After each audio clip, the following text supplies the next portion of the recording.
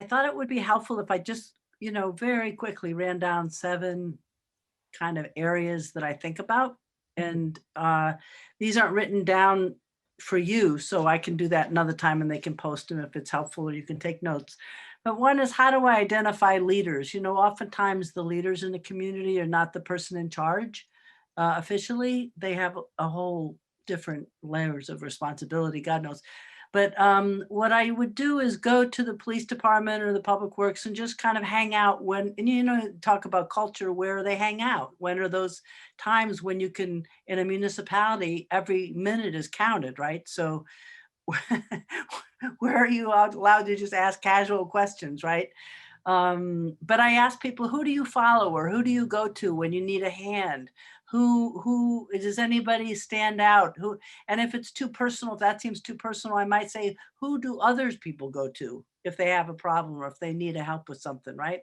That simple question has almost without fail for all these years led me to the people who are able to offer, if they genuinely are interested, and then I build a relationship with them, they're able to offer the necessary credibility, and in a way, they're at the front of the trail, right? So if something scary happens, they'll get hit first in other people's perspectives, I'm thinking. And then you look at the culture. Obviously, a public works department has a very different culture than a police department, right? Then they're both white working class men for most part, and one is paramilitary and one is a partnership, and one is a construction, a kind of physical, very physical in a certain way. And so when you're thinking about whether that area is for you, whether that culture, whether that's just a definite thing to think about. Neighborhood associations, I found I found them the most difficult sociological group to engage with.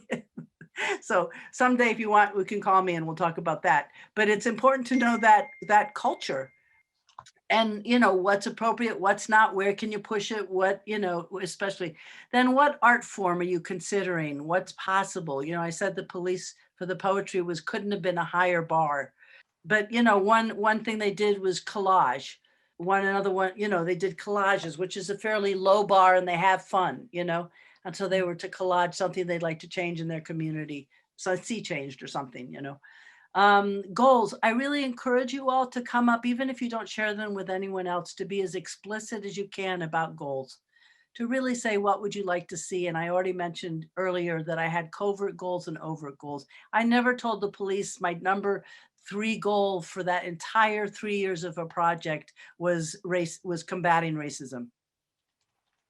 It just wasn't going to work to Mhm. say, oh yeah, well, of course you're all have to be racist. You've got one person of color and 160 sworn officers. I mean, it's not your fault, but so this kind of thing, I give you my quiet personal permission to really think as expansively as you want about the goals that you'd like to see and what you can see.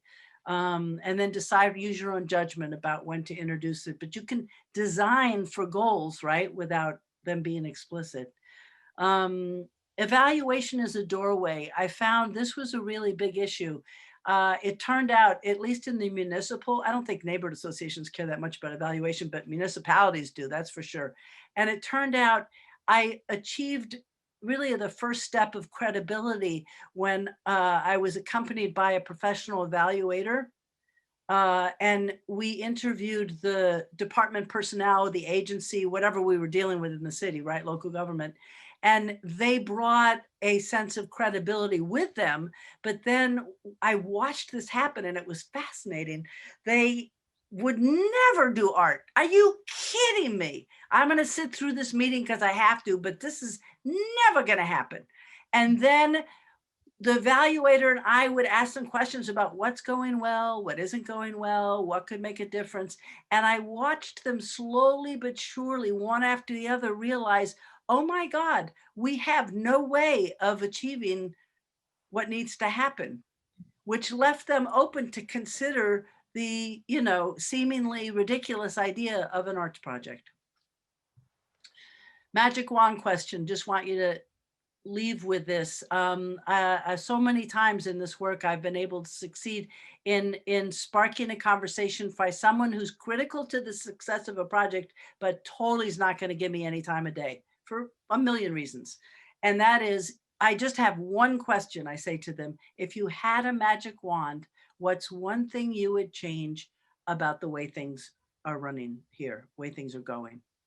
And so far, and then you listen, and that's where I'll end by saying, you listen. And none of us are listened to enough. Listening can be as transformative as being listened to, but both are powerful. And it's the kind of listening you do when a friend's dear partner has died. It's human listening, but we just don't exchange it. It's not a conversation. It's not an interrogation. It's not, you're not quiet waiting to say what you want to say, right? Which describes a lot of us. It's actually different, and it's very powerful. And that is at the heart of my work as an activist and as a artist. So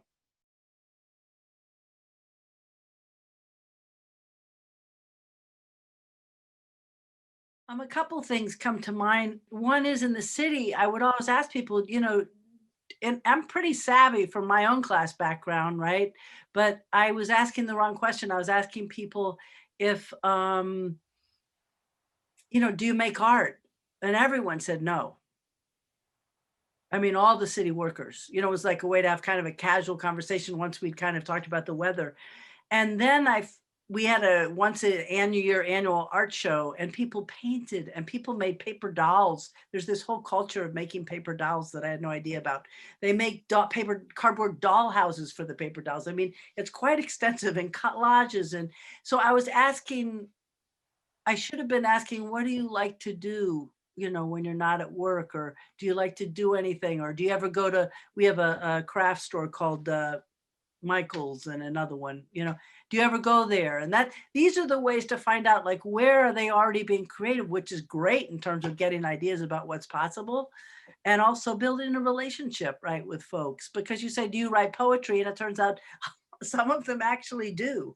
But, it may not be the best first question. And I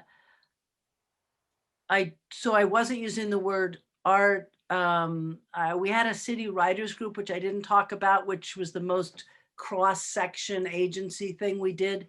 And people just got to come and write a story about their work. We did timed writings, low bar, right? But people would cry, and it was very emotional every time. And, whoever thinks of municipal workers crying? And it was quite powerful. And that's all they were doing. They got like 10 or 15 minutes to write. And then we went around and they read it if they wanted to. So, and I never said, and we ended up making a book and posters about it that hung near their workplace if they agreed. Like full big posters. It was very powerful. But that was all kind of one step at a time, which I think is an important part. I hope that's helpful.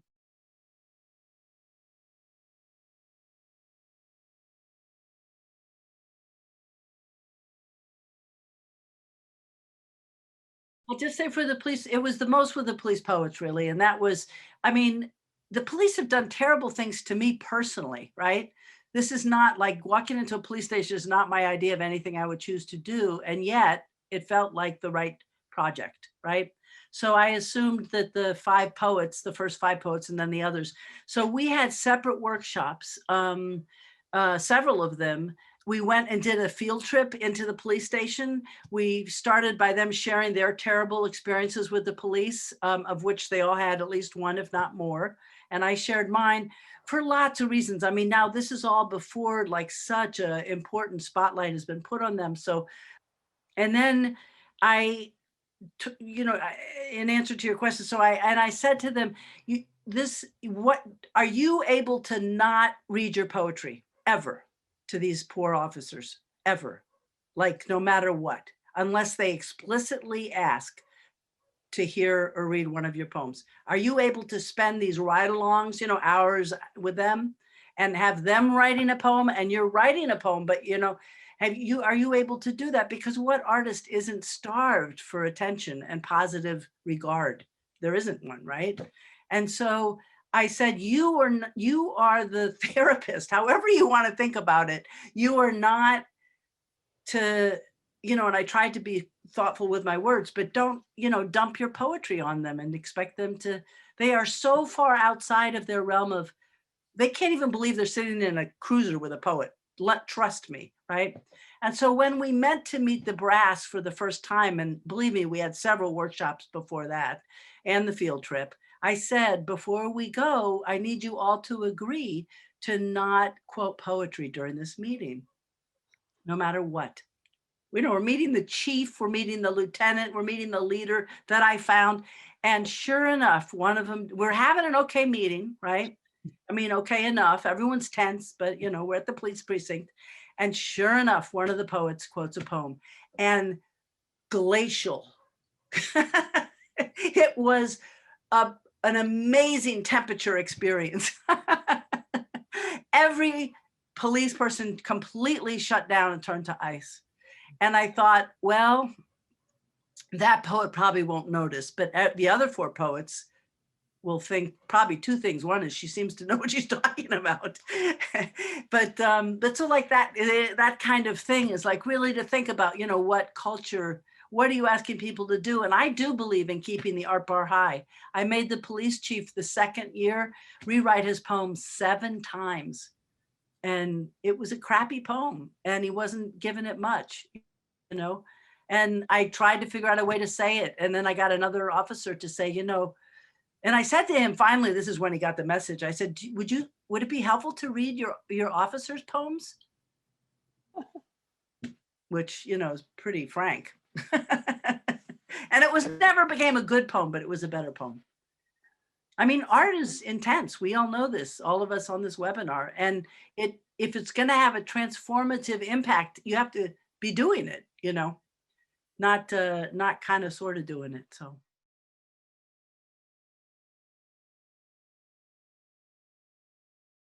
Oh my God, they're desperate. I mean, we had workshops with the officers. I mean, they have panic, not panic. They have post upsetting experience debriefings, they have professionals. And I asked if I could meet with them. We did about 3 or 4 workshops before the 5 got volunteered to be in the performance. And people told each other things they've never, I'm sitting in the precinct in a private room and people told each other things they've never told each other about their experiences. And, would that could have continued, right? That they could have had that space. And it's not like I am really good at this, right? And people can sense that. And obviously officers are trained to sense what's going on. But I think not being a mental health professional made a big difference, and that I just asked them, you don't have to tell me like your most upsetting experience. Just, I want, so that's kind of how it went with the vets too. And, people are desperate to be listened to. And if they can tell that's actually what you're offering, it's a powerful exchange. Oh, and I wrote the script. I gathered their stories. They had full permission to change anything. And they did a lot. And, I didn't say got, I said put, this kind of thing. And it's like, great, And then one officer wasn't willing to say something. He had been convicted in a federal court for perjury for something he didn't do. And I believe him. And he said, I'm not going to say that. And I said, I understand. I said, that's totally your choice. But who would better understand being falsely convicted of something than a teenager? And so there we are in the first performance at the first of 3 high schools, and he says it. And part of being an officer, if you are not a baddie, a criminal yourself, is serving. It's a call to step out and step up. So he did. It was very powerful. Some of this is online at the website, by the way. You can watch some of these people. And I also did separate workshops with the police, by the way, with the officers to prepare them to be with the poets. And I did workshops with the both of them.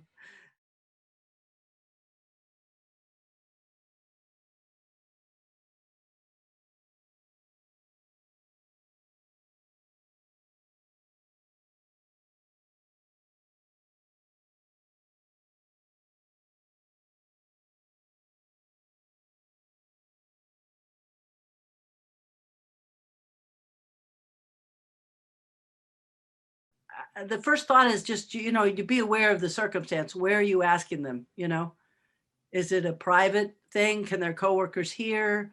Are they on the phone? Is their family nearby? Um, Sometimes privacy is, I think, very important. You know, are you in the car? Um, an officer killed someone, and it was quite notorious in the papers, a different someone. And he was one of the officers that I wanted to do a ride along with. And I was never going to ask him about that. And I literally, within a minute, 2, 3 minutes, and we hadn't met, of his thing, he ended up crying, telling me the whole story. Um, I mean, for like half an hour, it was so powerful. And I wrote a monologue of it. He was not in the performance, and I wrote a monologue of it. And so it's the chief of staff for LA, because sometimes it's with people. I mean, I don't know why. She just, I guess, was so desperate. She was popped in a meeting that we were supposed to have, and she's never met me before. She never met me again.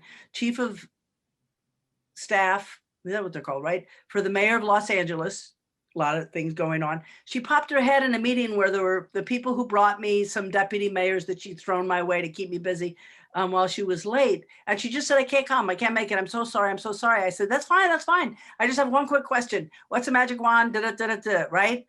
And she stops and she goes, oh, that's a really interesting question. And she sits down and doesn't get up for 20 minutes and talks about how each of these, you know, I don't know, 20 city councilors each represent 200,000 people, and how they are understandably representing their people and not the city.